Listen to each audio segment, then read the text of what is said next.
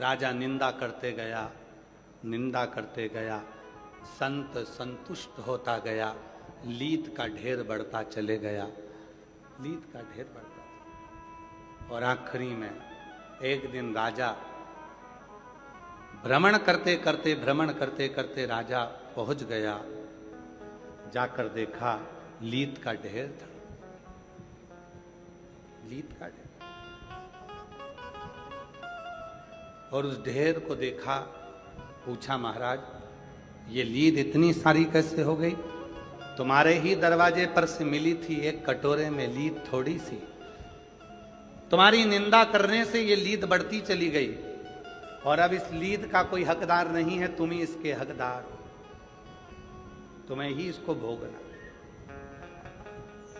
ऐसी ही एक कथा और वर्णन करती है।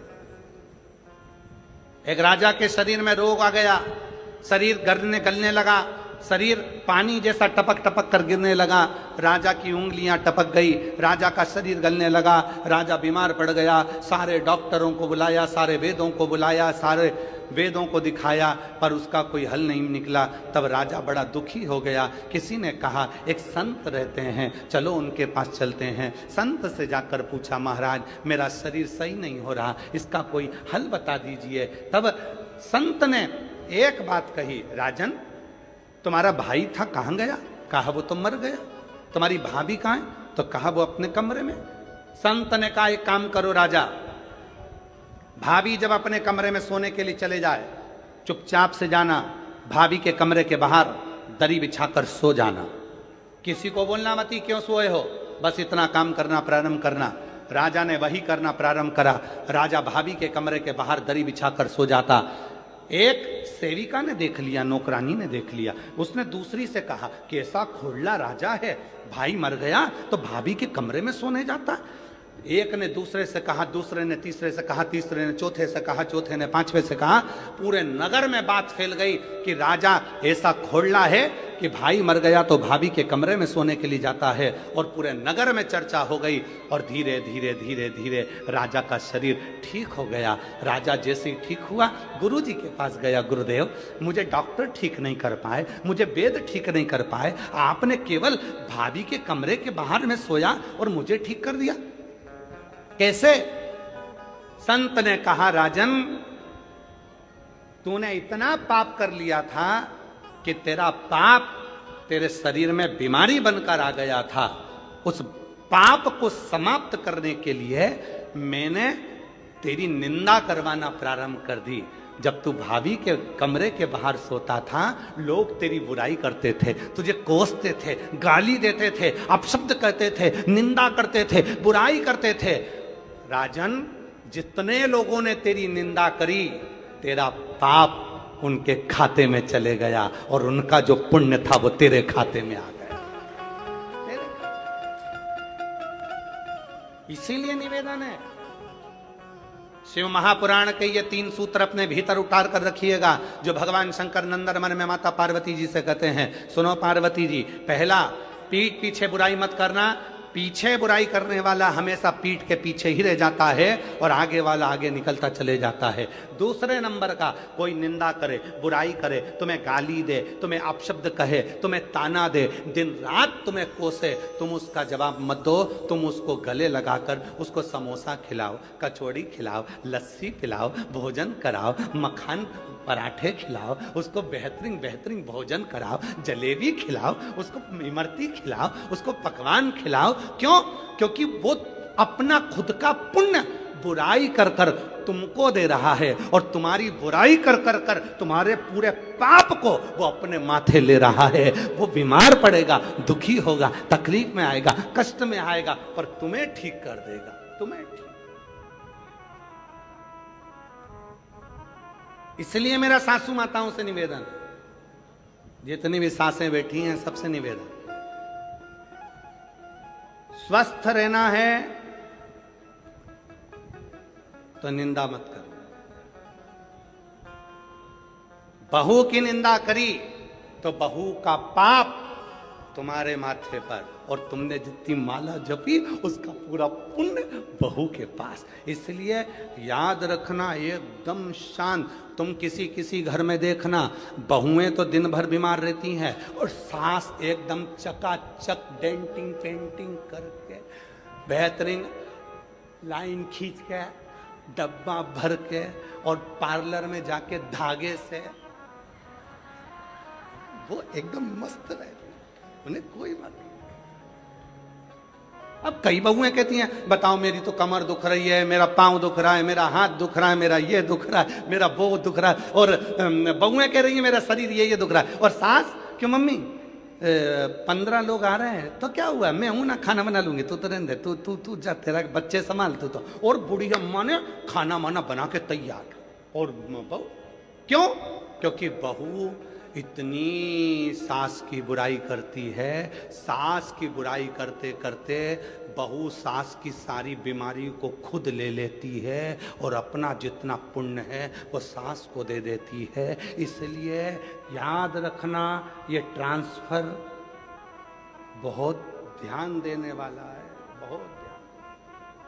कई लोग हमसे कहते हैं, बाबा जी आपकी इतनी बुराई करते हैं लोग बाग, हमने सोशल मीडिया पर देखा आपको गाली देते रहते हैं, कोई कहता है ऐसा, कोई कहता है वैसा। हम उनसे एक ही बात कहते हैं, उनको कहने दो, हो सकता है हमारे कमर में कभी दर्द आएगा, हाथ पैर में दर्द आएगा, तो हमारा पूरा जितना भी दर्द है, दुख है, तकलीफ है, वो सब बुराई करने वाले ले लेंगे। और उन्होंने जिंदगी में कभी भूखे को भोजन, प्यासे को पानी पिलाया होगा, उसका पुण्य हमारे खाते में आता चले जाएगा। तुम कहने दो, आग लगे बस्ती में,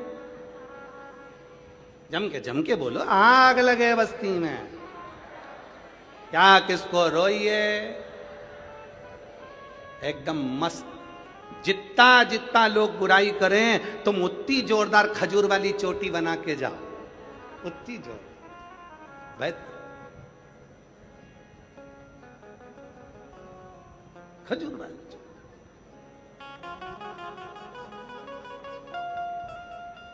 हम तो बाबा के भरोसे चलते हैं, हम तो बाबा के भरोसे चलते हैं। ये दुनिया वाले जलते हैं, ये दुनिया वाले जलते हैं, डमरू वाले के भरोसे चलते हैं, काशी वाले के भरोसे चलते हैं, सीहोर वाले के भरोसे चलते हैं, सीहोर वाले के भरोसे चलते हैं। हम तो बाबा के भरोसे चलते हैं, हम तो बाबा के भरोसे चलते हैं। 3 सूत्र हैं। पहला, पीठ पीछे बुराई मत करो। दूसरा, बुराई करने वाला आपकी कोई बुराई कर रहा है, दूसरे की बुराई करने वाले को गले नहीं लगाना, अपनी बुराई अगर कोई कर रहा है तो उसको गले लगा। तीसरा, गरीब और अमीर दोनों के भेद को मिटाओ। कुर्सी मिले, पद मिले, प्रतिष्ठा मिले, यश मिले, सबके लिए तत्पर रहो।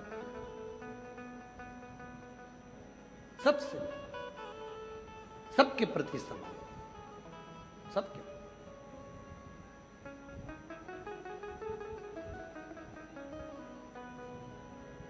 समर्पण इसी को कहते हैं।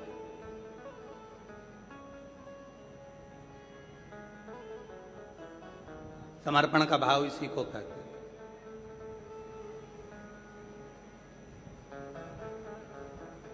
और जिसमें समर्पण का भाव होता है वही जीवन में सार्थक होता है। कुर्सी मिले, पद मिले, प्रतिष्ठा मिले, पर आपका समर्पण सबके प्रति, गरीब है, अमीर है, सबके प्रति। अभी हम कल की बात, हम परसों की बात है, परसों हम पदमजीत सिंह जी से जब वो घर हम पहुँचे तो पदमजीत सिंह जी हमको नीचे मिले, तो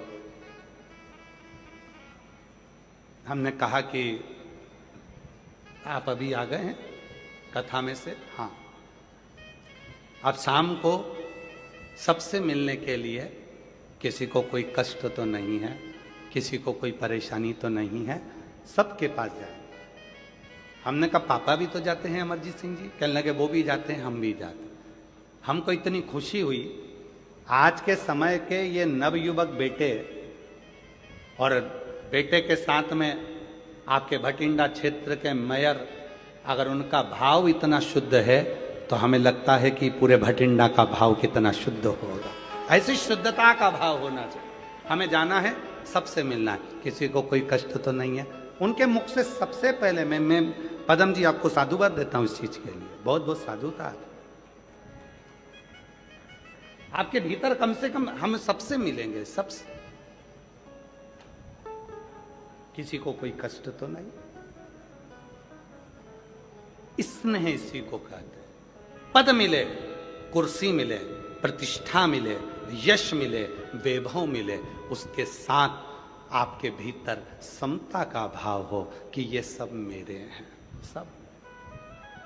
हम तो बाबा के भरोसे चलते हैं, हम तो बाबा के भरोसे। समता का भाव, और जब समता का भाव होता है, शिव जी कहते हैं पार्वती से, हे पार्वती, संसार सागर में उन्नति की सीढ़ी पर चढ़ने के लिए सबसे पहली चीज है आप